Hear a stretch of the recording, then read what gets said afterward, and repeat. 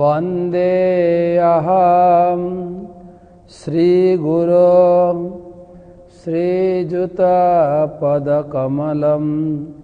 श्रीगुरून् वैष्णवांश्च श्रीरूपं साग्रजातं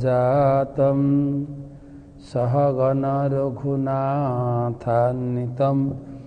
तं सजीवं साद्वैतं सावधूतं परिजनसहितं कृष्णचैतन्यदेवं श्रीराधाकृष्णपादं सहगण ललिता श्रीविशाखान्वितांश्च नमो विष्णुपादाय कृष्णप्रेष्ठाय भूतले श्रीमते भक्तिवेदान्त स्वामिनिति नामिने।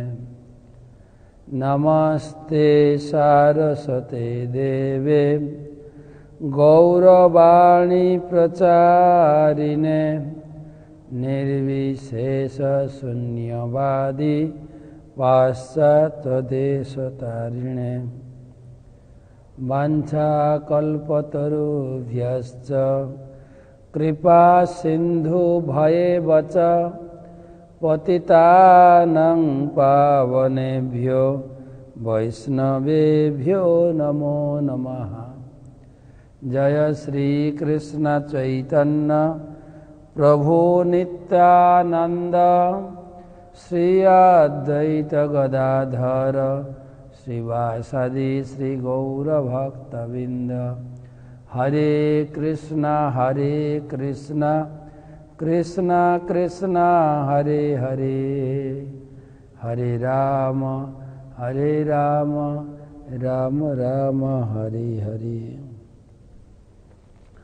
ओं नमो भगवते वासुदेवाय, ओं नमो भगवते वासुदेवाय, ओं नमो भगवते वासुदेवाय।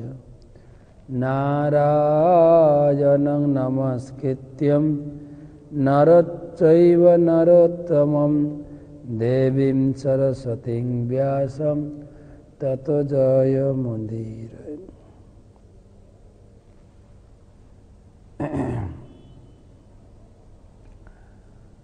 तो भागवत पाठेर पूर्वे आमार परमाराध्य परम पूजनीय श्री गुरुपाद पद्मर श्रीचरणे प्रणति निवेदन एवं तार कृपा आशीर्वाद प्रार्थना करी। नमो विष्णुपादाय कृष्णप्रेष्ठाय भूतले श्रीमते जयपताका स्वामिनिति नामिने। नमो आचार्यपादाय निताय कृपाप्रदायिने गौरकथा धामदाय नगर ग्रामतारिणे। वन्दे गुरुश्री चरणारविन्दं, वन्दे गुरुश्री चरणारविन्दम्।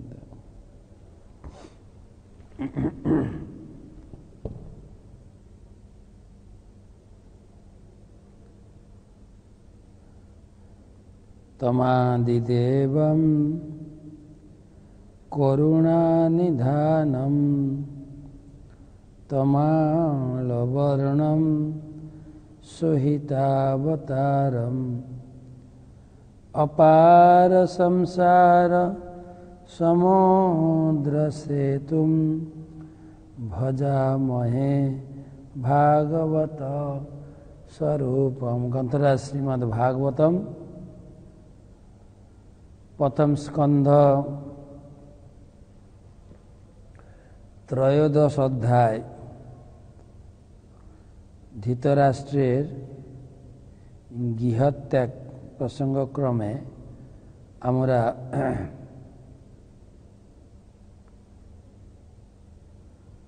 আজকে 11 নম্বর শ্লোক থেকে অধ্যয়ন করে আমরা শ্রবণ করব।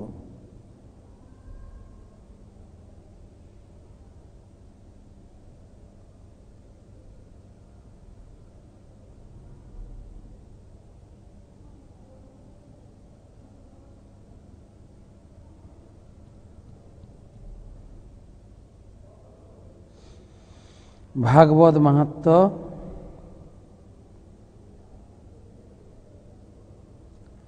যত্র যত্র চতুর্বক্রম শ্রীমদ্ ভাগবতম ভবেৎ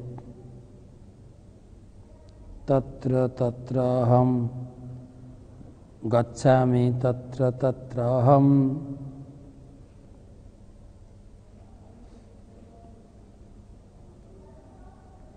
গৌর্যথা সুতবৎসল।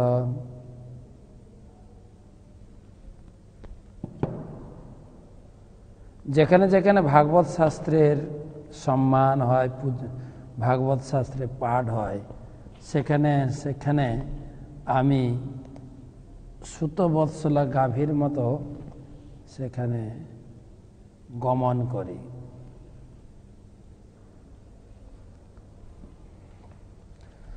ওকে, তমাদিদেবম করুণানিধানম তমাংলবর্ণম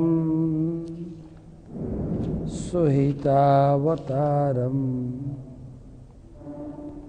অপার সংসার সমুদ্র সেতুম ভজামহে ভাগবত স্বরূপম।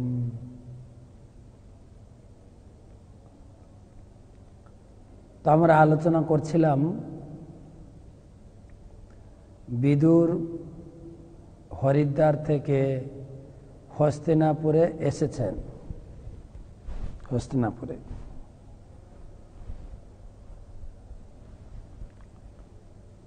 এবং হস্তিনাপুরে বিদুরকে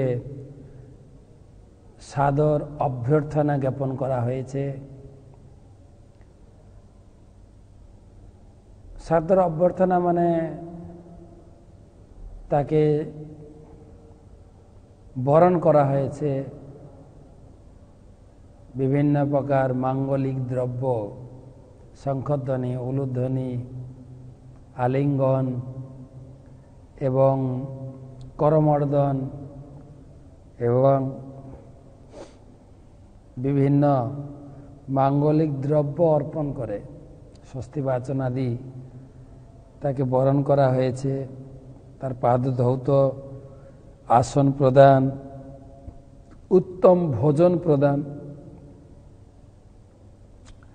তারপর তাকে উত্তম শয্যা বিশ্রামের জন্য প্রদান করে এখন বিশ্রামের পরে এখন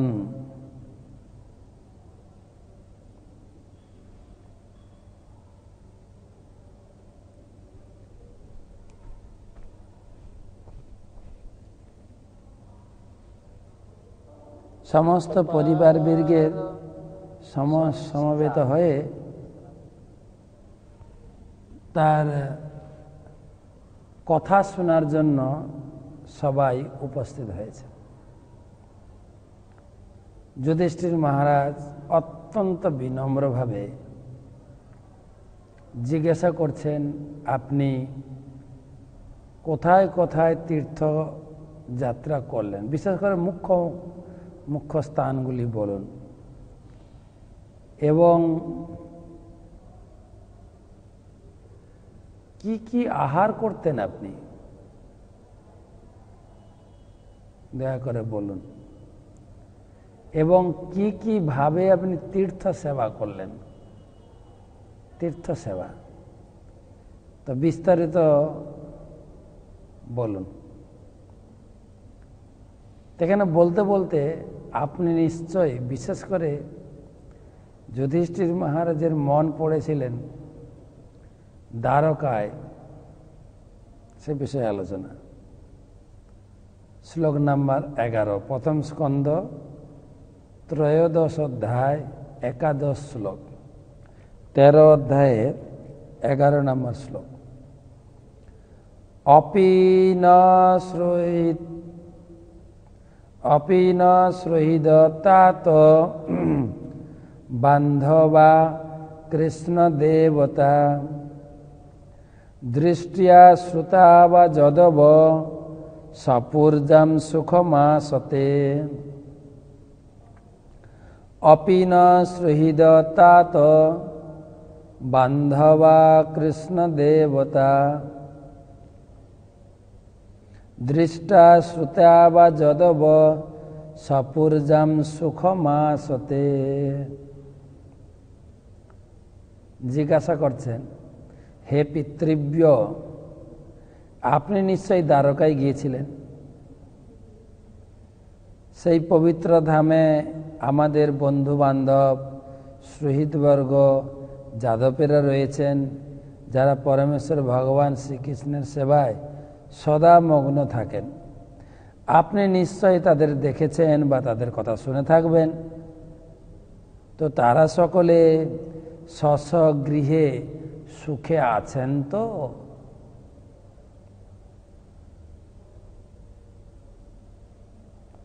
সমস্ত তীর্থক্ষেত্র তো ঘুরেছেন, বিশেষ করে তিনি দ্বারকার কথা জানতে চেয়েছিলেন। জাগ্রত তীর্থ ভগবান স্বয়ং অবস্থান করছেন তার বিশাল পরিবার নিয়ে, যদুবংশ, যাদব, তাদের কথা আগে বলুন। কারণ যুধিষ্ঠির মহারাজ জানতে চেয়েছিলেন যে ভগবানের উদ্দেশ্য সমাপন হয়েছে।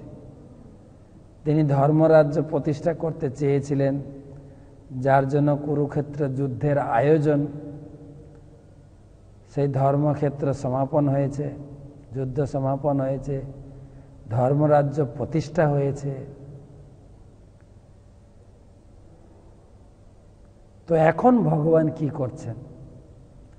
ভগবানের পরবর্তী অভিপ্রায় কি? তিনি কি এই জগতে এখনো আছেন, না তিনি এই জগৎ থেকে বিদায় নিয়েছেন?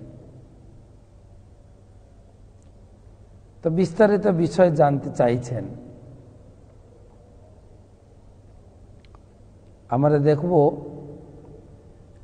এই পরবর্তী অধ্যায়ে, 14 অধ্যায়, যুধিষ্ঠির মহারাজ অর্জুনকে পাঠাবেন। অর্জুন, তুমি যাও, ভগবানের পরবর্তী অভিপ্রায় কি? যদি বিদুর সমস্ত ঘটনা বলে দিতেন, এরপরে আমরা দেখব যে ভগবান এই জগতে নেই, তার যাদব বংশ সব তিনি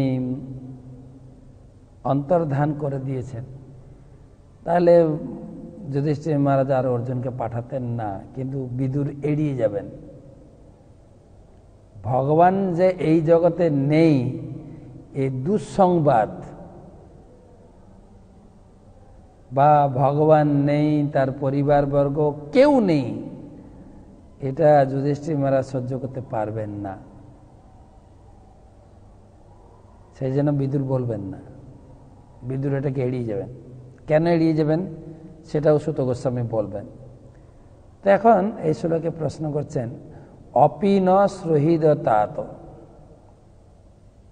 আমাদের সেই যে আসল শ্রোহিত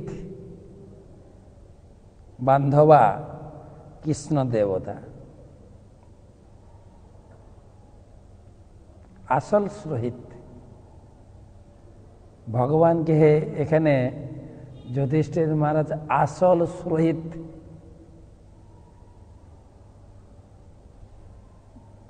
সংস্কৃত ভাষায়, আমরা তো ইংরেজি ভাষায় বলে দিই ফ্রেন্ড,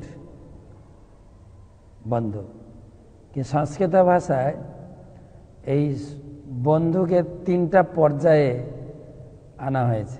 একটা যে সুহৃদ, মিত্র, বন্ধু।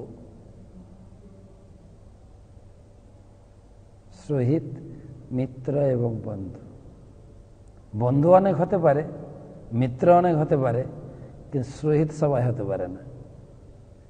সুহৃদ মানে হচ্ছে যে আমার হিত কামনা করে। তো যুধিষ্ঠির মহারাজ এখানে সুহৃদ ভগবানকে বলছেন, আমাদের সেই সুহৃদ। এবং কৃষ্ণ দেবতা মানে ভগবানের সেবায় যারা যুক্ত আছেন, যাদুবংশ, ভগবানের পিতামাতা, ভগবানের সমস্ত মহিষী বৃন্দ, ভগবানের সন্তান, ভগবানের নাতি পুতি সবাই, সুরসেন আদি সমস্তকার কথা কৃষ্ণ দেবতা। কৃষ্ণ দেবতা কথাটি তাৎপর্যের শেষে প্রভুপাদ লিখেছেন, মহারাজ যুধিষ্ঠিরও সর্বদাই কৃষ্ণ ও দ্বারকার পার্শ্বদের চিন্তায় মগ্ন থাকতেন। তা না হলে বিদুর তাদের সকলের কথা জিজ্ঞাসা করতেন না, একদম খুঁটিয়ে খুঁটিয়ে জিজ্ঞাসা করছেন ভগবান কৃষ্ণ এবং তার পার্শ্বদ বৃন্দ। তাই যুধিষ্ঠির মহারাজ রাজ্য শাসনের অত্যন্ত দায়িত্বপূর্ণ জাগতিক কার্যে লিপ্ত থাকা সত্ত্বেও বিদুরেরই মতো সমস্তরের ভক্তিচর্যায় পর্যায়ে অবস্থান করতেন। প্রবাদ বলছেন যুধিষ্ঠির মহারাজের মন পড়েছিল দ্বারকাতে, ভগবান ওখানে আছে। যদিও শশাগরের পৃথিবীর সম্রাট ছিলেন, কিন্তু রাজর্ষি ছিলেন, ঋষি ছিলেন। ঋষিদের কাজ কি, মুনিদের কাজ কি? সবসময় ভগবত চিন্তন করা। সাধারণ লোক তো বলে আমরা গৃহস্থ, ছেলে মেয়ে ঝামেলায় ব্যতিব্যস্ত, এইসব হরিনাম জপ গীতা পড়া আমাদের সম্ভব না। কিন্তু যুধিষ্ঠির মহারাজ এত বড় মর্মান্তিক হত্যাকাণ্ড কুরুক্ষেত্র হওয়ার পরে রাজা হয়েছেন, প্লাস মন পড়ে থাকতো কৃষ্ণ সেবায়। এবং আমরাও একটু উপলব্ধি করতে পারি, যুধিষ্ঠির মহারাজ, অর্জুন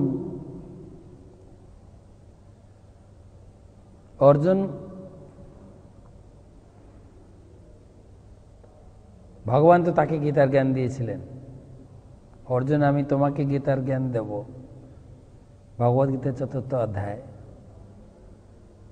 কেন না ভক্ত সি মে সখা চেতি রহস্যম হি এতৎ উত্তমম, তুমি আমার ভক্ত এবং তুমি আমার সখা। ভগবদ্গীতার জ্ঞান কোনো মুনি ঋষি যোগী কে দেননি, ভগবান দিয়েছেন অর্জুনের মতো একজন ক্ষত্রিয়, অর্জুনের মতো একজন গৃহস্থ, অর্জুনের মতো একজন রাজর্ষি, তাকে দিয়েছিলেন, ভগবান দিয়েছিলেন। তো এটার উদ্দেশ্য হচ্ছে, ভগবানের উদ্দেশ্য ছিল, এবং গীতার জ্ঞান দিয়েছিলেন কোনো মঠ মন্দির আশ্রমে না, গীতার জ্ঞান দিয়েছিলেন ভগবান একদম যুদ্ধক্ষেত্রের মাঝখানে দাঁড়িয়ে আছেন। আপনি দাঁড়িয়ে আছেন, সমস্ত শত্রু তারা ধনুর বাণ নিয়ে দাঁড়িয়ে আছেন, আপনার সঙ্গে যুদ্ধ ঘোষণা করেছেন, তো আপনার মন অত্যন্ত বিচলিত, শত্রুদের সামনে দাঁড়িয়ে আপনি গীতার জ্ঞান শুনছেন, সম্ভব?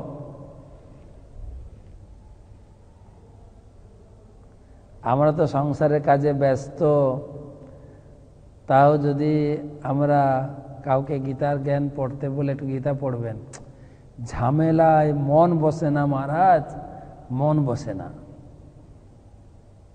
মন অত্যন্ত চঞ্চল, ঝামেলা।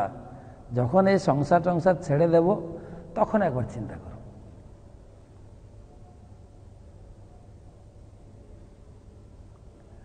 অর্জুনকে এবং এত বড় ব্যক্তিত্ব, এত বড় ঝামেলার ভিতরে তাকে গীতার জ্ঞান দিয়েছিলেন। এটার বৈশিষ্ট্য হচ্ছে আমি আপনিও গীতার জ্ঞান পড়তে পারি হাজার ঝামেলার মধ্যে। অর্থাৎ সংসারটা হচ্ছে একটা কুরুক্ষেত্রের যুদ্ধ। সংসার বিষানলে দিবানিশি হিয়া জলে। হিয়া মানে হৃদয়। সংসারের ঝামেলায় হৃদয় সবসময় জ্বলছে। জুড়াইতে না কইনো উপায়। এই জোড়াতালি দেওয়ার কোনো উপায় খুঁজে পাচ্ছি না। সবাই যেন আমাকে জ্বালাচ্ছে। আরো কবিগণ লিখেছেন, নরোত্তম দাস ঠাকুরের পদ। আর একজন কবি লিখেছেন, আমি সুখের লাগিয়া এ ঘর বাঁধিনু, অনলে পুড়িয়া গেল। সবাই সুখের জন্য ঘর বাঁধে, কিন্তু জলে আগুন। তাই গিয়ে গুরুদেবের শরণাপন্ন হয়ে ডেলি গুরুদেবের কাছে হাত জোড় করে প্রার্থনা করে, হে গুরুদেব, এই সংসার জ্বালায় আমি দগ্ধীভূত হচ্ছি, প্লিজ এই দাবানলগ্রস্ত জীবন থেকে আমাকে রক্ষা করুন। সংসার দাবা নললীড় লোক ত্রাণায় কারুণ্য ঘন ঘনাতম প্রাপ্তস্য কল্যাণ গুণার্ণবস্য বন্দে গুরশ্রী চরণারবিন্দম। আকুল ভরে প্রতিদিন সকালে আমরা গুরু বন্দনা করি, এই সংসার দাবানল থেকে আমাকে উদ্ধার করুন। আর সেই সংসার দাবানলের তাপিত জীবনের একমাত্র বাড়ি হচ্ছে এই ভাগবত কথা। নিয়মিত গীতা ভাগবতম পড়ুন, নিয়মিত। তাই ভগবান অর্জুনকে কুরুক্ষেত্রের মাঠে ঝামেলার ভিতরে গীতা ঢুকিয়েছিলেন। মানে আমরা সবাই এই সংসারের ঝামেলার মধ্যে আছি, তার ভিতরে গীতা পড়তে হবে, তার ভিতরে ভাগবতম পড়তে হবে। আর তিনি হচ্ছেন আমাদের সুরহিত। ভগবদ্গীতায় ভগবান বলছেন, ভক্ত্যারম জগত তপসাম সর্বলোক মহেশ্বরম সুহৃদম সর্বভূতানাম জ্ঞাত্যা মাম শান্তির্মিচ্ছতি। পিস ফর্মুলা, শান্তির সূত্র দিয়েছেন ভগবদ্গীতায় ৫ম অধ্যায় ২৯ নম্বর শ্লোক। শান্তি কি করে শান্তি পাবে তুমি? ভক্তা তুমি নও, ভগবান হচ্ছেন আসল ভক্তা। তিনি হচ্ছেন সকলের ঈশ্বর, আর তিনি হচ্ছেন সুহৃত। তিনি হচ্ছেন আমাদের প্রকৃত সুহৃত। ভগবান, আমাদের বাংলায় একটা কথা আছে, ভগবান যা করেন মঙ্গলের জন্য। কখনো শুনেছেন? বাবা মা যা করে মঙ্গলের জন্য না, আত্মীয় স্বজন যা করে মঙ্গলের জন্য না, নেতা মন্ত্রী, ক্লাবের ছেলেরা যা করে মঙ্গলের জন্য না, স্কুল টিচার, টিউশন টিচার না। এটাকে রিপ্লেস করা যাবে না এই কথাটা। ভগবান যা করে মঙ্গলের জন্য। তাই ভগবান হচ্ছেন আসল মঙ্গলকামী, আসল সুহৃত। মহাপ্রভু বলছেন, যে জীব জাগো জীব জাগো, গোরা চাঁদ বলে জাগো। তার মানে কি আমরা ঘুমিয়ে আছি? না, আমরা জেগে আছি, কিন্তু আমাদের চেতনা জড় চিন্তা একদম ঘুমিয়ে আছে, ভগবত চিন্তার জন্য অনুমুখ নেই। জাগো। কত নিদ্রা যাহ মায়া পিশাচির কোলে, তোমারে লইতে আমি হইনু অবতার। তোমাকে নেওয়ার জন্য আমি অবতীর্ণ হয়েছি। মহাপ্রভু এসেছিলেন কার জন্য? আমাদের জন্য। কথাটা ভুল। তোমারে লইতে আমি, তোমাকে নেওয়ার জন্য। আমি বিনা বন্ধু আর কে আছে তোমার? আমি বিনা তোমার আসল বন্ধু কেউ না। আমি ছেলে হলে আমার বান্ধবী বন্ধু না, আমি মেয়ে আমার একজন বয়ফ্রেন্ড আছেন না, প্রকৃত ফ্রেন্ড হচ্ছেন, সুহৃদ হচ্ছেন কৃষ্ণ। এখানে বলছেন সুহৃদ বান্ধবা আর কৃষ্ণ দেবতা, যারা কৃষ্ণের সেবা করছেন, যদুবংশ, তারা কেমন আছে? কথার ভিতরে অনেকগুলো বিশেষণ যোগ করেছেন। তাদের কি আপনি দৃষ্টা? তাদের সঙ্গে আপনার দর্শন হয়েছে? শ্রুতিয়া তাদের কাছে বসে কিছু কথা শুনেছেন? যদবা সপূর্জাম, তাদের সঙ্গে কিছুদিন সেখানে কি আপনি অবস্থান করছিলেন? তারা কি আপনাকে স্বাগত জানিয়েছে? তারা কি আপনার সেবা শুশ্রূষা করেছেন? সেই ভগবান কৃষ্ণ এবং তার যদুবংশের লোকেরা। আপনার সঙ্গে কি সুরসেন মহারাজের দেখা হয়েছে? আপনার সঙ্গে কি বসুদেবের দেখা হয়েছে? আপনি কি সেই দেবকী মাতা রোহিণীর সঙ্গে বসে একটু কথা বলেছেন? তারা কি আমাদের কথা একটু জিজ্ঞাসা করেছিল?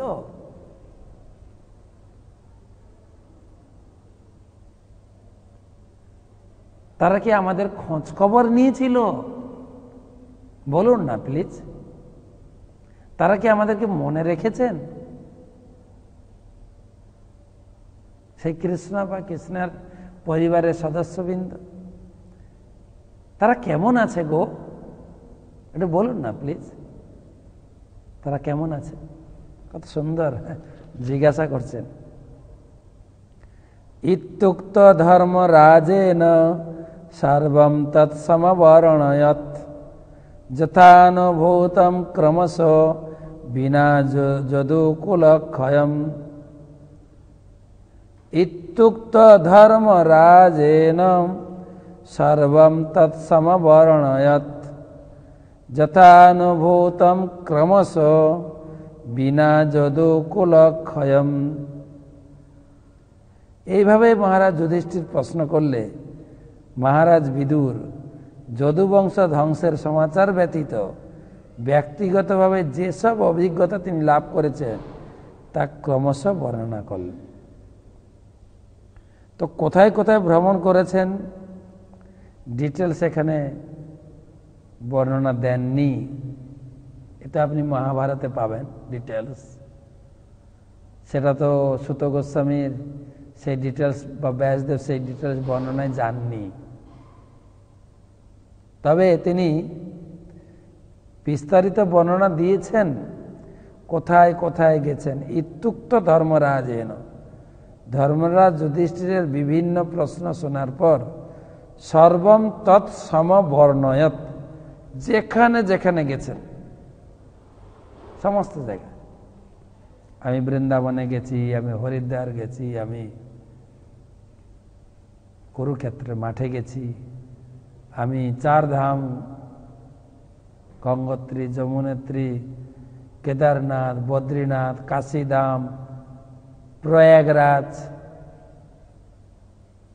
জগন্নাথ পুরী, অযোধ্যা, সমস্ত তীর্থক্ষেত্র ভ্রমণ করেছি।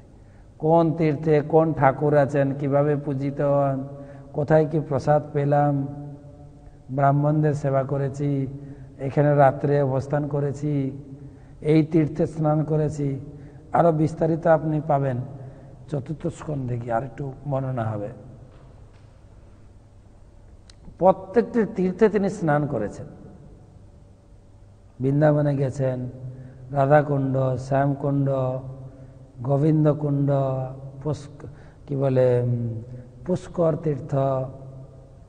বৃন্দাবনে 16টি মুখ্য কুণ্ড আছে, 16টি মুখ্য বটবৃক্ষ আছে, 4 মুখ্য দেবতা আছেন, 4 মুখ্য দেবী আছেন, 4 মুখ্য শিব আছেন।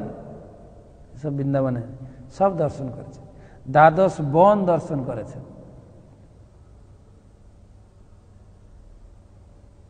এক একটা বৃন্দাবন 12 বন নিয়ে বৃন্দাবন। খদির বন, মধুবন, তালবন, কুমুদ বন, কামবন, বৃন্দাবন, সব মিলে লৌহবন, 12 বন রয়েছে। এবং সমস্ত এক একটা বনে অনেক কুণ্ড, তীর্থ, অনেক তীর্থ মানে কুণ্ডাদি, সেখানে স্নান, প্রত্যেকটা তীর্থে প্রত্যেকটা কুণ্ডে স্নান করেছেন। প্রত্যেকটা তীর্থের তীরে ঘোড়াঘড়ি দিয়েছেন, স্নান করেছেন, স্নান করে উঠে সামনে আরেকটা তীর্থ আবার স্নান করেছেন। সেই জন্য কাপড় চোপড় মলিন হয়ে গেছে, শরীর মলিন হয়ে গেছে। তীর্থ ভ্রমণ, প্রণাম করেছেন, বিগ্রহ দর্শন করেছেন। এক এক জায়গায় এক এক বিগ্রহ, এক একটা বনের এক একজন আরাধ্য দেবতা। কাম বনে কাম বিহারী জিউ, বৃন্দাবনে শ্রী শ্রী রাধা শ্যাম সুন্দর জিউ, রাসেশ্বরী শ্রীমতী রাধারানী, বৃন্দাবন বর্ষরাতে লাডলি লাল শ্রীমতী রাধারানীর মন্দির। 3 পাহাড় আছেন বৃন্দাবনে, সেদিন আলোচনা করেছিলাম। তিন দেবতা ব্রহ্মা, বিষ্ণু, মহেশ্বর পাহাড় রূপ ধারণ করে ভগবানের লীলায় সহযোগিতা করেছেন। বিষ্ণু হচ্ছেন গোবর্ধন পাহাড়, শিব বাবা হচ্ছেন নন্দীশ্বর পাহাড়, যেখানে ভগবান কৃষ্ণ বাস করতেন, নন্দ বাবা, যশোদা এবং তার আত্মীয় বর্গ নিয়ে এখনো আছে। ব্রহ্মা হয়েছেন বর্ষনা পাহাড়, যার 4 শিখর, ব্রহ্মার 4 মাথা, সেই পাহাড়েরও 4 মাথা, যেখানে ভগবান নিয়মিত রাধারানীর সঙ্গে মিলিত হতেন। দানগড়, ভানগড়, বিলাসগড় আর মানগড়, 4 মাথা, সব তীর্থ দর্শন করেছেন এবং তীর্থে স্নান করেছেন। কোথায় স্নান করেছেন, কি প্রসাদ পেয়েছেন, ডিটেল সব বলেছেন। এর মাঝখানে তিনি দ্বারকাটা এড়িয়ে গেছেন, দ্বারকাটা বলেননি। এমন নয় যে তিনি ভুলে বলেন, না, জেনে শুনে। দেখেন, তা ক্রমশ বর্ণনা করলেন, যথানুভূতম, ক্রমশ, যেভাবে যেভাবে গেছেন, যেভাবে যেভাবে এখান থেকে আমি স্টার্ট করেছি, তারপর এটা দর্শন করেছি, তারপর এটা, যথানুভূত ক্রমশ, বিনা যদুকুল কুলক্ষয়ম। কেবল যদুকুল বা দ্বারকার ধ্বংসের কথা বলেননি, এড়িয়ে গেছেন। কেন এড়িয়ে গেছেন? নন্ন প্রিয়ম দুর্বিষাহম নীড়াম স্বয়ং উপস্থিতম না বেদয়ত সকরুণ দুঃখিতান দ্রষ্টুমক্ষমঃ। নন্ন প্রিয়ম দুর্বিষাহম নীড়াম স্বয়ং উপস্থিতম না বেদয়ত সকরুণ দুঃখিতান দ্রষ্টুমক্ষম। না করুণাময় মহাত্মা বিদুর কোনো সময় পাণ্ডবদের দুর্দশা দেখতে পারতেন না, তাই তিনি অপ্রিয় ও অসহনীয় এই ঘটনার কথা প্রকাশ করলেন না, কারণ দুর্যোগাদি আপনা হতেই আসে। তিনি প্রকাশ করেননি।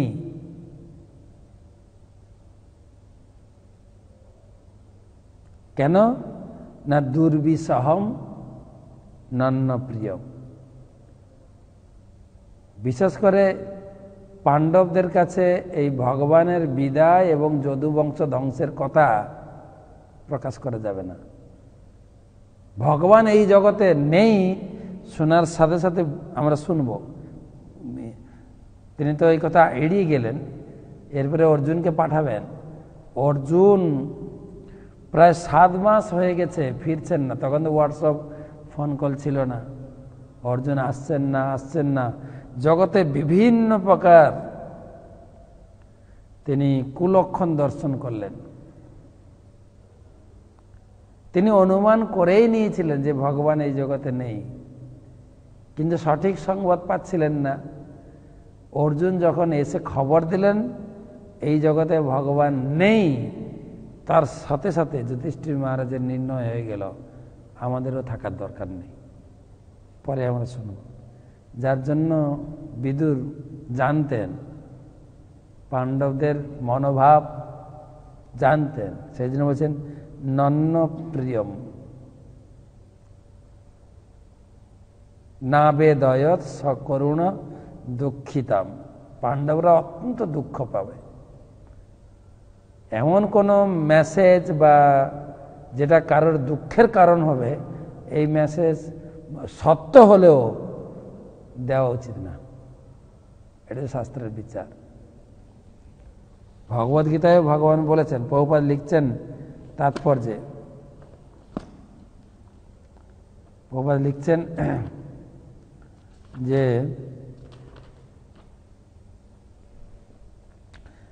নীতিশাস্ত্র অনুসারে অন্যের দুঃখ হতে পারে এমন অপ্রিয়, সেটা যদি সত্য হয় বলা উচিত নয়। নীতিশাস্ত্রে প্রকৃতির নিয়মে আপনা থেকে দুঃখ দুর্দশা আসে, আমাদের উপরে নেমে আসে। সুতরাং তা নিয়ে প্রচার বা তীব্রতা বৃদ্ধি করা উচিত নয়। জীবনে দুঃখ ছিল, দুঃখ এসছে, তাকেই আবার প্রচার করে বাড়িয়ে দেওয়াটা উচিত নয়। বিদুরের মতো কমল আত্মা ব্যক্তির পক্ষে, বিশেষ করে তার প্রিয় পাণ্ডবদের কাছে যদুকুল ধ্বংসের কথা দুর্বিষহ সংবাদটি শোনানো অসম্ভব ছিল। তাই তিনি ইচ্ছা করেই এটা এড়িয়ে গেছেন। ভগবদ্গীতায় ভগবান গাইডলাইন দিয়েছেন কিভাবে আপনি কথা বলবেন, বাক্য সংযম করবেন। অনুদ্বেগ প্রিয়ং বাক প্রিয়ং অনুদ্বেগং বাক্যম অনুদ্বেগ করং বাক্যম সত্যং প্রিয় হিতম যজত সাধ্যায় অভ্যাসনম চৈব বাংময় তপ উচ্চতে। কথার তপস্যা, কি কথা বলবেন কি কথা বলবেন না। ভগবান বলছেন অনুদ্বেগ করং বাক্যম, যে কথা অপরকে উদ্বেগ দেবে, সত্যম, তাদের যে সত্য হয়, প্রিয় হিতম চজত, কিন্তু এমনভাবে বলে প্রিয় করে বলতে হবে।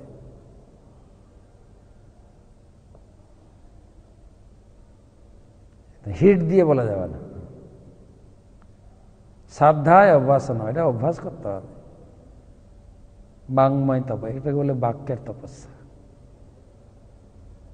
না সত্য কথা জোর গলায় বলবো, এরকম না। খুব সুন্দর আচরণ মহামতি বিদুর, তিনি প্রকাশ করলেন না। কেউ মনে করবেন না যে এত বড় তীর্থযাত্রা করেছেন তিনি ভুলে গেছেন, না। তিনি ইচ্ছা করেই পাণ্ডবদের অবস্থান বুঝে তিনি কথাটাকে এড়িয়ে গেছেন।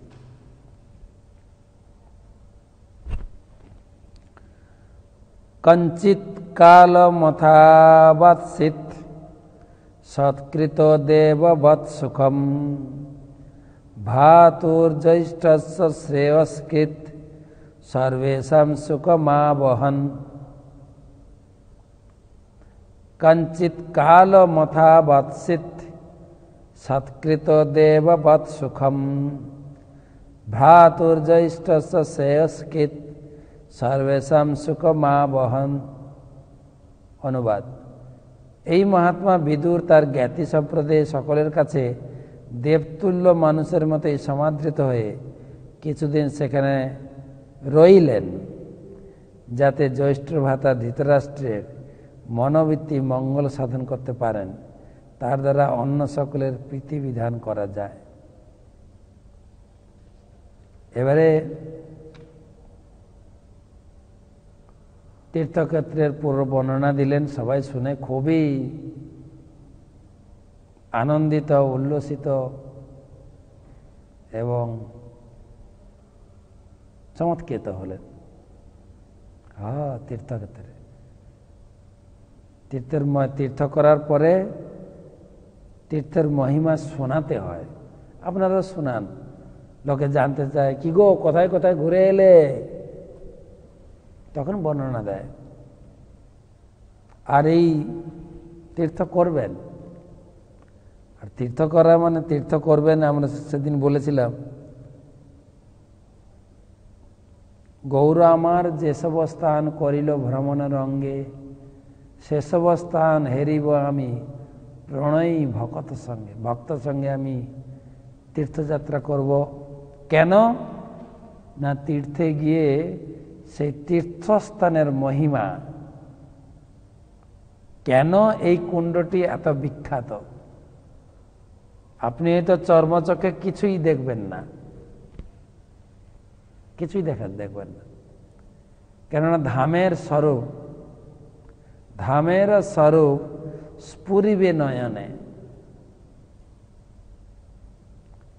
ধামের স্বরূপ তখন চোখে প্রকাশ পাবে যখন কান দিয়ে আমি ধামের মহিমা শ্রবণ করব।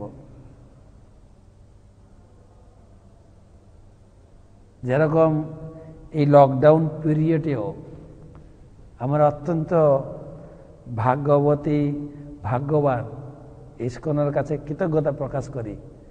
ইস্কন কর্তৃপক্ষ কিভাবে এই লকডাউনের ভিতরে বিভিন্ন পরিক্রমা করাচ্ছে আপনাকে, ঘরে বসে আপনি বিভিন্ন তীর্থক্ষেত্রের মাহাত্ম্য শ্রবণ করছেন। পুরীর বিভিন্ন স্থান আপনারা তো অনেকবার পুরী গেছেন, অনেকবার গেছেন পুরী, কি দেখেছেন? কিন্তু বিস্তারিত এবারে যা আপনি শ্রবণ করেছেন, এবার যদি আপনি পুরী যান, এইসব স্থান আছে। গম্ভীরা মহাপ্রভু যেখানে 24 বছর অবস্থান করছিলেন, মহাপ্রভুর ব্যবহৃত সেই মৃদঙ্গ, সেই কমণ্ডলু, সেই কাঁথা, খড়ম এখনো আছে। কিভাবে পুরী ধামকে চারদিক থেকে 4 শিব কিভাবে সুরক্ষা দিচ্ছেন। বেড়ি হনুমান, কপাল মোচন হনুমান, কান পাতা হনুমান, তপস্বী হনুমান। কত সুন্দর সুন্দর মন্দির। মন্দিরে গেলে হয়তো কিছু দেখবেন না, কিন্তু যখন মাহাত্ম্য শুনবেন তখন বিগ্রহের প্রতি সম্মান জাগবে। এই দেখা যায় কান দিয়ে শ্রবণ করলে। সিদ্ধ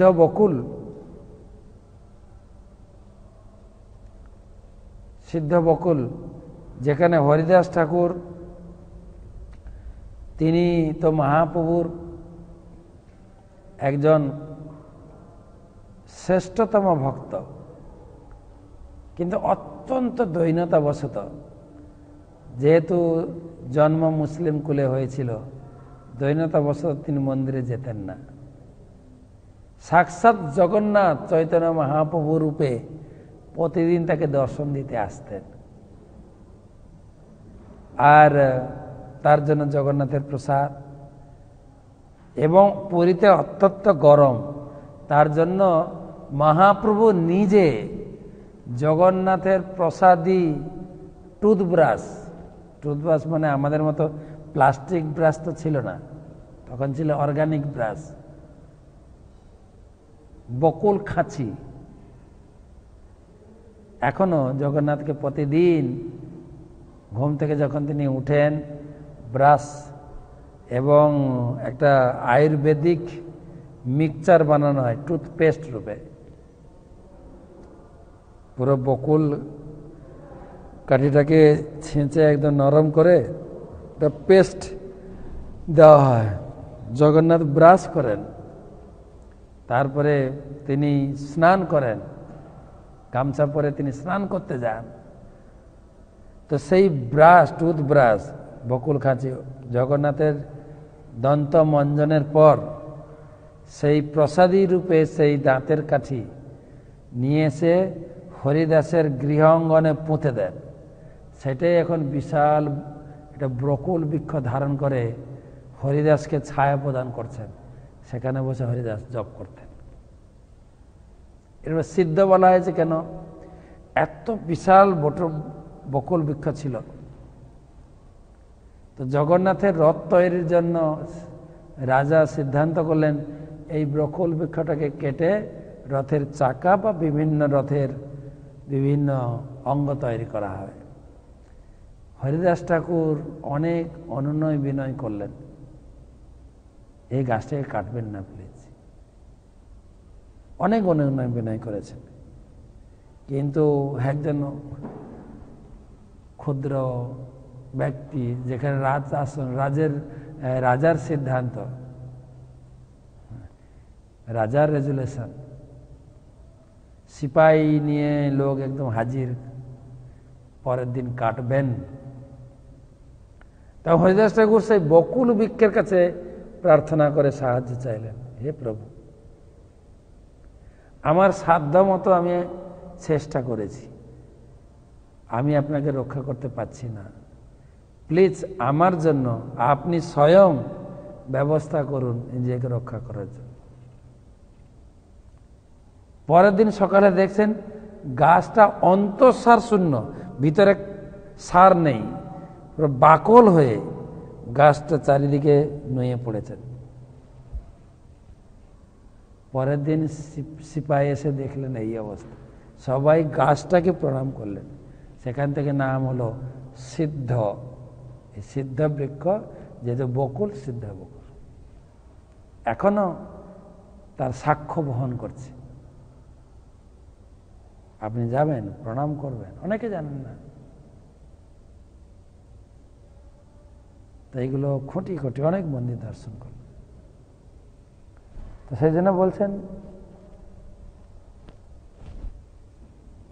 তীর্থ করতে যাবেন, সেজন্য আমরা কৃতজ্ঞতা জানি। আমরা পুরী পরিক্রমা করলাম, নবদ্বীপ পরিক্রমা করলাম, আমাদের নতুন প্ল্যান আসছে সামনে, যেটা আপনারা অনেকেই জানেন না। একটা সুন্দর তীর্থক্ষেত্র আছে আমাদের এই বাংলায়, বীরভূম জেলায়, নিত্যানন্দ প্রভুর আবির্ভাব ভূমি, যার নাম হচ্ছে এক চাকা ধাম বা একাচক্র ধাম। অনেকে শুনেছেন, অনেকে শুনেননি। যেখানে নিত্যানন্দ প্রভু আবির্ভূত হয়ে 12 বৎসর অবস্থান করেছিলেন, ওই এলাকায় ভ্রমণ করেছিলেন, বন্ধুদের নিয়ে লীলা করেছেন, অনেক গুরুত্বপূর্ণ লীলা, যে চৈতন্য ভাগবতমে কিছুটা সংগ্রহ করা হয়েছে। আমরা চিন্তা করছি এখন একাচক্র ধাম পরিক্রমা করাবো, এটাও ভার্চুয়াল। সাধারণত এটা আসবে আপনার ফেব্রুয়ারি মাসে, নিত্যানন্দ ত্রয়োদশীতে। তো তীর্থ করা উচিত। তীর্থস্থান শ্রবণ যাবেন, তীর্থকথা শ্রবণ করবেন। আমাদের আচার্যগণ বলছেন, সাধু দেখো কান দিয়া, অর্থাৎ কানের মাধ্যমে সাধুর কাছ থেকে কথা শুনলে সাধুকে বোঝা যাবে। তো সেই বিদুর মহারাজ পুরো ভাগবত কথা, তীর্থযাত্রার কথা শুনিয়ে তাদেরকে পরিতৃপ্তি করেছেন। তারা অত্যন্ত কৃতজ্ঞ। তারা তো কৃষ্ণ দেবতা, তারা তো এমনি কৃষ্ণ ভক্ত, ধামের কথা শুনে আনন্দিত হয়। কঞ্চিত কালমথাবসিত সকৃত দেববৎ সুখ। আর সেই বিদুর মহারাজকে এমনিতে তিনি একজন সম্মানীয় ব্যক্তি, পাণ্ডবদের শহীদ ব্যক্তি, তাছাড়া তিনি তীর্থ করে এসছেন। যিনি তীর্থ করে আসেন, বিভিন্ন জায়গায় ভ্রমণ করে তীর্থ, তাকে সকলে আরো সম্মান করেন। ভ্রাতুর জ্যৈষ্ঠস্য, এবং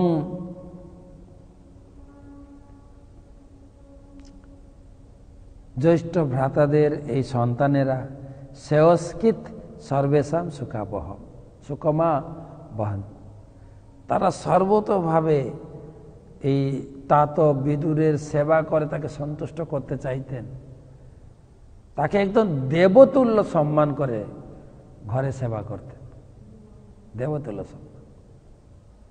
অতি সম্মানীয় ব্যক্তিও সব দিক থেকে, বয়সের দিক থেকে, জ্ঞানের দিক থেকে, ভক্তির দিক থেকে, এবং পাণ্ডবদের মঙ্গলকামীর দিক থেকে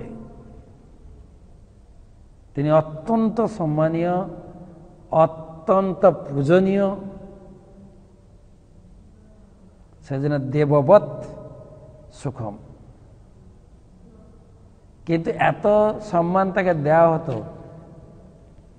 তিনি তো এই সম্মানের আকাঙ্ক্ষী নন, তিনি তো একটা আলাদা উদ্দেশ্য নিয়ে এসেছেন। সেই উদ্দেশ্যকে এখানে ইঙ্গিত দেওয়া হয়েছে।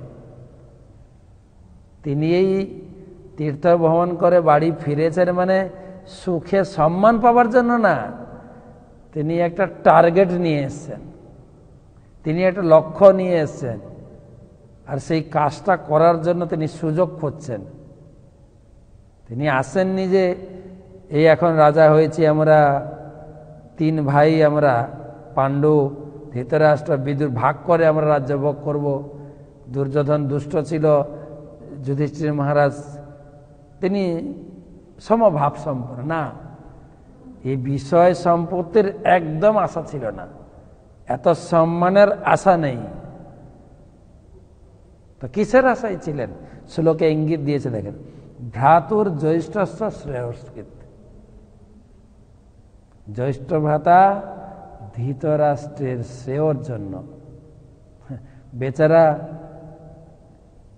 এতদিন রাজ্য আঁকড়ে রেখেছিল, তার ছেলেরা রাজা হবে, 100 ছেলে মারা গেছে, তথাপি গৃহাসক্ত হয়ে ঘরে আছেন, তাকে ঘর থেকে বের করব সুযোগ পেলেই। সেই সুযোগের প্রতীক্ষায় ভ্রাতুর জ্যৈষ্ঠ সংস্কৃত। তাৎপর্য দেখেন, মহাত্মা বিদুর ইতিপূর্বে সংসার ত্যাগের ব্রত করেছিলেন, তাই তিনি খানিক জড়সুখ ভোগের জন্য তার পৈতৃক বাসভবনে প্রত্যাবর্তন করেননি, প্রভুপাদ তুলে ধরেছেন। তাই তাৎপর্য অবশ্যই পড়বেন, নাহলে শ্লোকের অর্থ ভাবার্থ বোঝা মুশকিল আছে।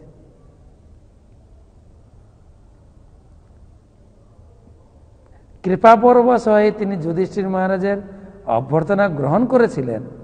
আসলে তার প্রাসাদে অবস্থান করার প্রকৃত উদ্দেশ্য ছিল তার অত্যন্ত বিষয়াসক্ত জ্যৈষ্ঠ ভ্রাতা ধৃতরাষ্ট্রকে উদ্ধার করার জন্য। মহারাজ যুধিষ্ঠিরের সঙ্গে যুদ্ধে ধৃতরাষ্ট্রের তার সমগ্র রাজ্য এবং বংশধরদের হারিয়েছিলেন, কিন্তু তবুও অসহায় হয়ে মহারাজ যুধিষ্ঠিরের দয়া দাক্ষিণ্যে এবং আতিথেয়তা গ্রহণ করে তিনি লজ্জিত বোধ হননি। তাৎপর্য পড়বেন, আর এমন গালাগালি দেবেন, লজ্জা লাগে না? এখনো গৃহে আছেন, বয়স হয়ে গেছে না? তো প্রথমে সকলের আদর যত্ন ভালোবাসা, সকলের সঙ্গে সুন্দর ব্যবহার করে একদিন রাত্রে সবাই যখন নিদ্রামগ্ন, চুপি চুপি সেই গান্ধারী এবং ধৃতরাষ্ট্রের ঘরে ঢুকে পুরো লেকচার দেবে। লজ্জা করে না? এখনো আপনার শতপুত্র মারা গেছে, আপনার বয়স হয়ে গেছে, এখন এই ভীমের উচ্ছিষ্ট খেয়ে বাঁচছেন গৃহপালিত কুকুরের মতো? এমন স্ট্রং লেকচার দেবেন, ঘর থেকে বের করবেন, রাতারাতি সুযোগ খুঁজছেন। সেই জন্য এখানে বলছেন যে ভাতুর জ্যৈষ্ঠ শ্রেয়কৃত, মনে একটা অভিলাষ ছিল যে বড় ভাইকে উদ্ধার করব যে কোনো উপায়। তবে বিদুর মহারাজ তার পারমার্থিক জ্ঞানের দ্বারা এবং উপলব্ধির দ্বারা এবং সুন্দর ব্যবহারের দ্বারা সবার মাঝেই অবস্থান করেছিলেন, কাউকে বুঝতে দেননি তার অভিলাষটা কি, তার উদ্দেশ্য কি ছিল। 15 নম্বর শ্লোক। অভিভ্রদর্জমাদণ্ডম যথাবৎ অঘকারিষু যাদবত ধার শুদ্রত্যম পার্ষদ বর্ষ শতম যম। অভিদ্রবজ্জমাদণ্ড্যম যথাবৎ অঘকারিষু যাবদ্ধার শুদ্রত্যম সাপদ বর্ষ শতম যম। মণ্ডক মুনির দ্বারা অভিশাপ্ত হয়ে বিদুর যতদিন শূদ্রত্ব ধারণ করেছিলেন, সেই শতবর্ষব্যাপী অর্জমা পাপীদের পাপ কর্ম অনুসারে যথাযথ দণ্ডবিধানের জন্য যমরাজের পদাভিষিক্ত হয়েছিলেন। এখানে ভাগবত একটা শিক্ষা দিচ্ছেন বারে বারে, সেটাই শিক্ষণীয়। আমরা যারা ভাগবত ক্লাসের শিক্ষার্থী, যারা আমরা ভাগবত শুনছি, যে বিদুর মহারাজ তিনি সংসারের প্রতি, রাজ্যের প্রতি এক বিন্দু আসক্ত ছিলেন না। বলা হয়েছে তিনি দেবতুল্য সম্মানে রয়েছেন, কিন্তু পরবর্তী শ্লোকে বলেছে এমন এই মানে এই নয় যে আপনি সকলের সম্মান পেয়ে সারা জীবন সংসারে কাটাবেন, না, ভাগবতের সেই শিক্ষা নয়। এখানে ইঙ্গিত দিচ্ছেন তিনি একজন গুরুত্বপূর্ণ ব্যক্তি, তিনি একটা বিভাগের ইনচার্জ, তিনি হচ্ছেন স্বয়ং সূর্য সন্তান। শুধু তাই না, হিসাব করে দেখা গেলে তিনি হচ্ছেন ভগবানের কি বলা যায় সম্বন্ধী, শালা বলে না সম্বন্ধী বলে, শালা। হ্যাঁ, যমরাজের বোনকে ভগবান বিয়ে করেছিলেন। যম এবং যমুনা দুই ভাই বোন, সূর্যদেবের পুত্রকন্যা। যমের ডিউটি পড়েছে সুপ্রিম জাজ, প্রধান বিচারক ভগবত রাজ্যে, আর তার বোন হচ্ছে ভগবানের স্ত্রী যমুনা বা কালিন্দী। তিনি এত বড় ব্যক্তিত্ব, তার এখানে এই হস্তিনাপুরে এই যে রাজ্য সম্বর্ধনা, ওকে যায় আসে। সেজন্য এখানে ইঙ্গিত দিলেন তিনি তো এখানে জাস্ট নাটকের জন্য অপেক্ষা করছেন, তিনি এসছেন ভগবানের লীলায় নাটক দেখানোর জন্য। হয় না, আমরা বিভিন্ন বিভাগের লোক জুড়ে গিয়ে কোথাও নাটক করি বা অনুষ্ঠান করি, এবারে নাটক হয়ে গেলে যে যার জায়গায় সে ফিরে যাবে।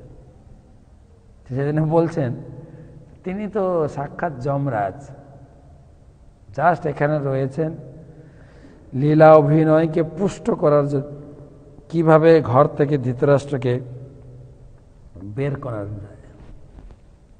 তিনি ওই এত সুখ, এত ভোগ, এত খাওয়ার দাওয়ার রাজকীয় ব্যবস্থা, এর প্রতি একদম লালায়িত ছিলেন না। তার টার্গেটটা ছিল সুযোগ পেয়েই ধৃতরাষ্ট্রের ঘর থেকে বের করব। জন্ম থেকেই শুধু জন্মান্ধ নয়, সে ধর্মান্ধ। তাকে প্রচুর পরিমাণে উপদেশ দিয়েছেন বিদুর যখন রাজধানীতে ছিলেন, যখন মন্ত্রিত্ব মিটিংয়ে বসতেন, কি তখন কথা শোনেন, তখন ছিল রাজা ছিল, তখন কথা শোনেননি। মানুষের যখন অহংকার থাকে, মানুষের যখন পদ পজিশন থাকে, মানুষের যখন অর্থবল, লোকবল, দৈহিক বল সব থাকে, কারো কথাকে পাত্তা দেয় না। তিনি এখন সব কিছু হারিয়েছেন, এখন শুনতে বাধ্য।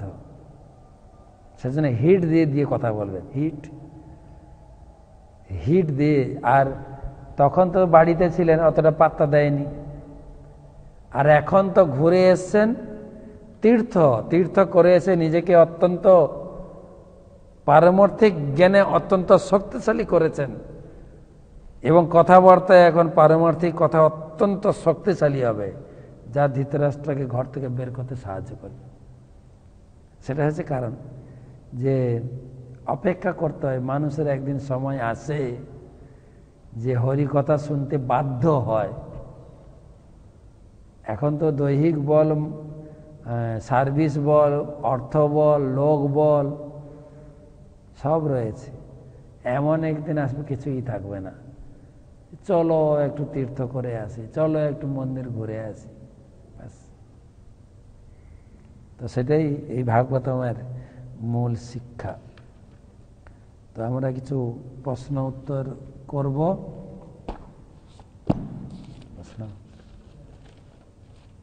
এবং তার আগে আমাদের প্রশ্ন আছে, স্কোর ঘোষণা করব।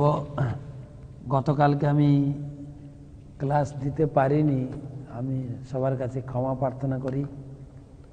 আপনারা জানেন আমি কলকাতা গেছিলাম, তো আমরা কলকাতা বা মধ্যমগ্রাম গেছিলাম, এসছিলাম প্রোগ্রাম সমাপ্ত করে ঠিক টাইমে আমরা বেরিয়েছিলাম। রাস্তায় দুটো বড় বড় জ্যামে আমরা ফেসে যাই, একটা লরি উল্টে গেছে, তারপরে আমাদের কৃষ্ণনগরে রেল গেটের জ্যাম। তো ঘরেই পৌঁছালাম 9টায়। তো কৃতজ্ঞতা জানাচ্ছি, ক্ষমা ভিক্ষা করছি। তো গতকালকে এবং আজকে যারা আমাদের গীতা জয়ন্তী উৎসবে গীতা দান করেছেন তাদের নাম ঘোষণা করছি, তারপরে কয়েকটা প্রশ্ন নেব।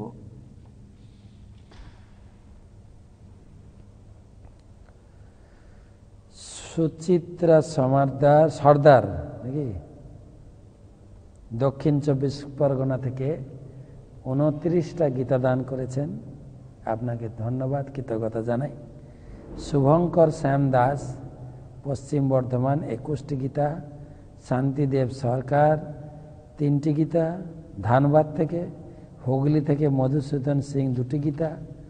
শুভঙ্কর রায়,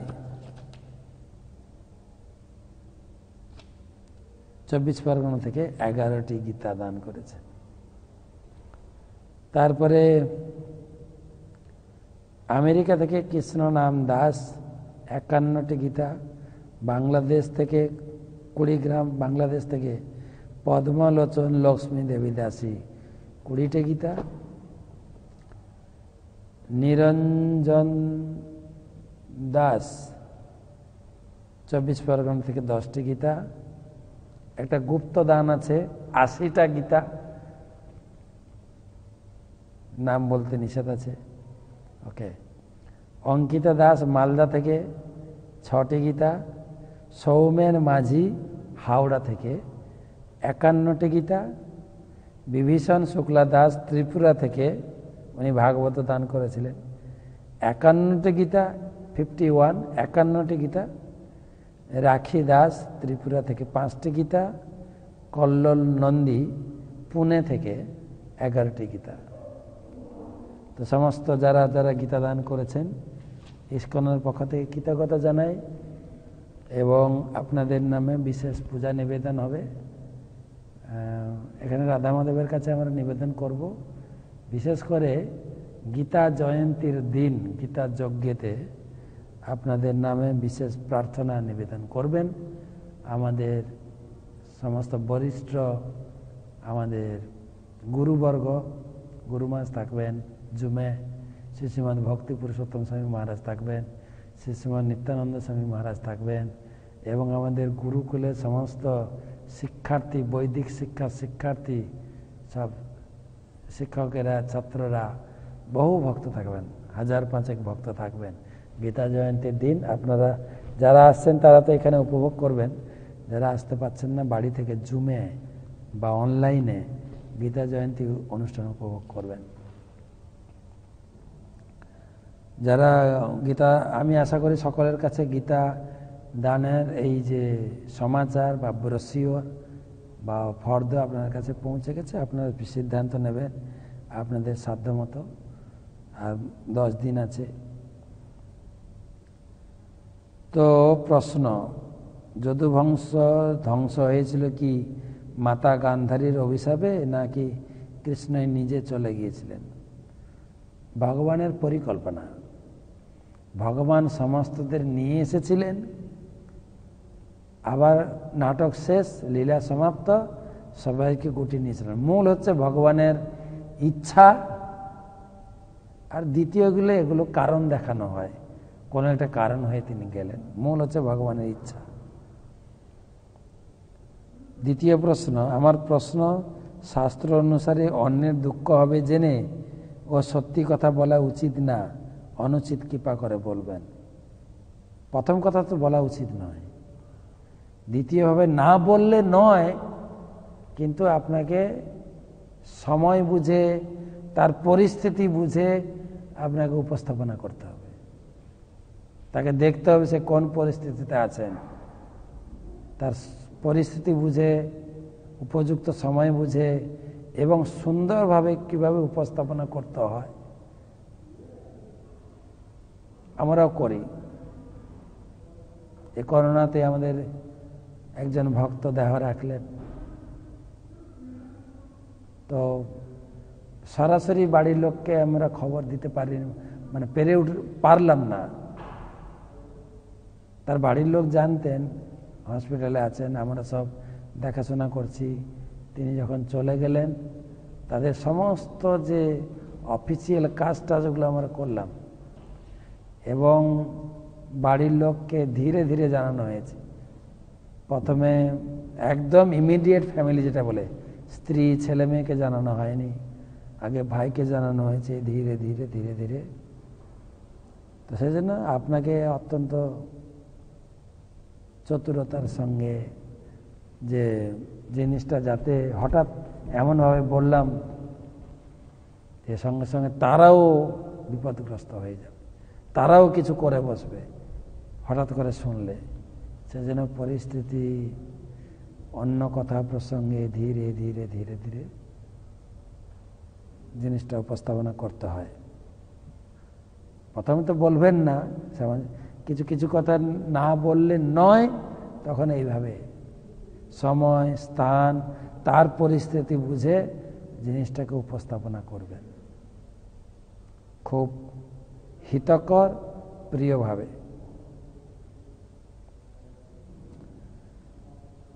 নদিয়া থেকে স্মরজিৎ মণ্ডল, আমার প্রশ্ন হলো, ভগবান শ্রীকৃষ্ণ যদুবংশে আবির্ভূত হন, তাহলে তাকে কেন বিষ্ণু বংশ তিলক বলা হয়? তিনি দুটো কুলকে নিয়ে এসেছিলেন, যদুবংশ আর বিষ্ণু বংশ।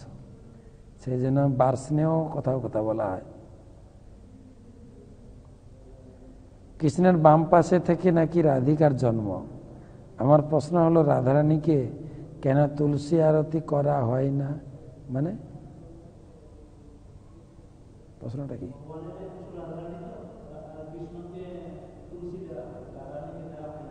রাধারানীকে দেওয়া হয়, রাধারানী রাধা কৃষ্ণকে একসঙ্গে পুজো করা হয়। রাধারানীকে আলাদা, কৃষ্ণকে আলাদা, এটা নয়। আমরা যুগল মন্ত্রের আরাধনা। যেরকম জাগতিক লোক যারা পারমার্থিক জ্ঞানের অভাববশত শুধু লক্ষ্মী পূজা করে, উচিত হচ্ছে লক্ষ্মী নারায়ণের পূজা করে একসঙ্গে। যখন রাবণ লক্ষ্মীকে নিয়ে তার প্রাসাদে পুজো করছিলেন, লক্ষ্মী মানে হচ্ছে সীতা দেবী, তার সেবা শুশ্রূষা দেখভাল করা সব করেছিলেন, কিন্তু নারায়ণ রামকে গ্রহণ করেননি। তা শুধু যদি লক্ষ্মী পূজা করে, সে রাক্ষস পূজা হয়ে যাবে। আমাদের লক্ষ্মী নারায়ণ রাধাকৃষ্ণের উপাসনা। এবারে আমরা বৃন্দা দেবী তুলসীকে পূজা করি এই কারণে, রাধা কৃষ্ণের সেবা পাবো এই অভিলাষী। আমরা রাধা কৃষ্ণের সেবায় যুক্ত হওয়ার জন্য বৃন্দা দেবীর পারমিশন, বৃন্দা দেবীর অনুমতি, বৃন্দা দেবীর কৃপা আশীর্বাদ প্রার্থনা করে। মোর এই অভিলাষ বিলাস কুঞ্জে দিও বাস। বিলাস কুঞ্জ মানে যেখানে রাধা কৃষ্ণের বিলাস স্থল, সেই জন্য আমরা বৃন্দা দেবীর পূজা করি। বৃন্দাবন, বৃন্দা যেখানে বৃন্দা দেবীর বাগান থাকে, তুলসী বৃক্ষ থাকে অনেক, সেখানে ভগবান রাধাকৃষ্ণ থাকেন। বৃন্দাবন, সেই স্থান বৃন্দাবন, বৃন্দাবন।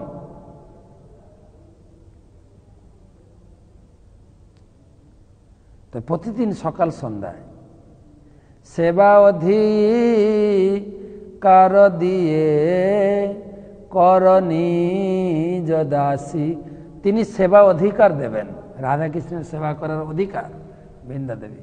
গানের মধ্যে সুন্দর ভাবার্থ রয়েছে, যদি তার অর্থ বুঝে বুঝে গান তুলসী আরতি করেন, অত্যন্ত সুন্দর হয়।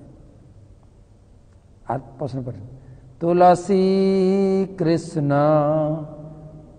প্রেয়সী নমো নম। তুলসী হচ্ছেন রাধাকৃষ্ণের প্রেয়সী।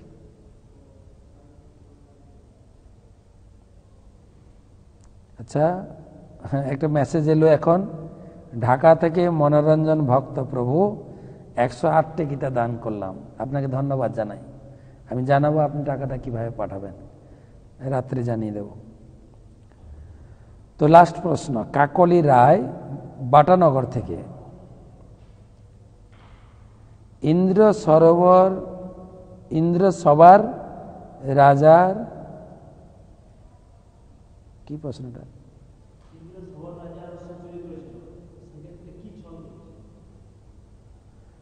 রাজার যজ্ঞাশ্ব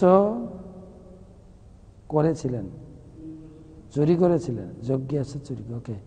সেক্ষেত্রে কি ছল করেছিলেন? তিনি সাধুর বেশ ধারণ করে এসেছিলেন।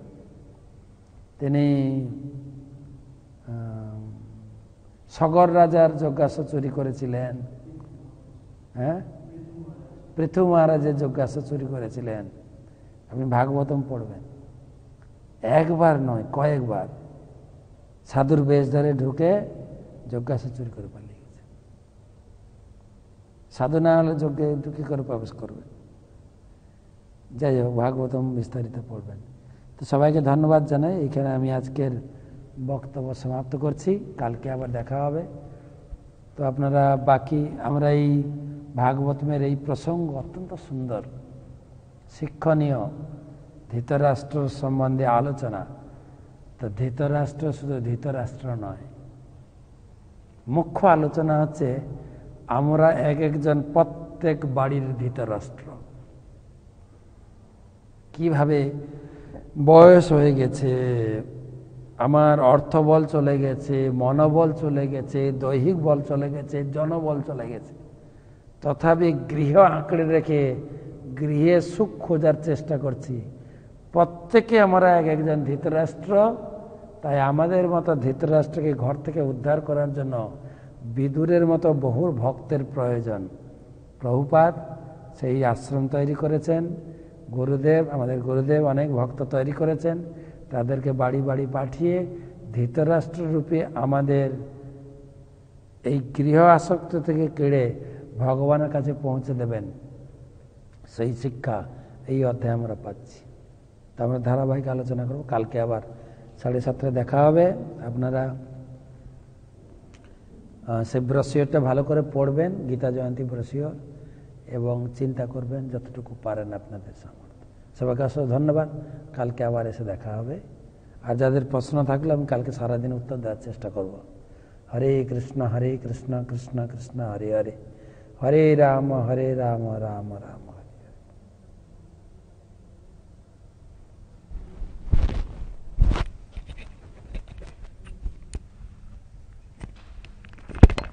পিজা সেবা হয়েছে, কানাগান ছিল, দেখলাম না।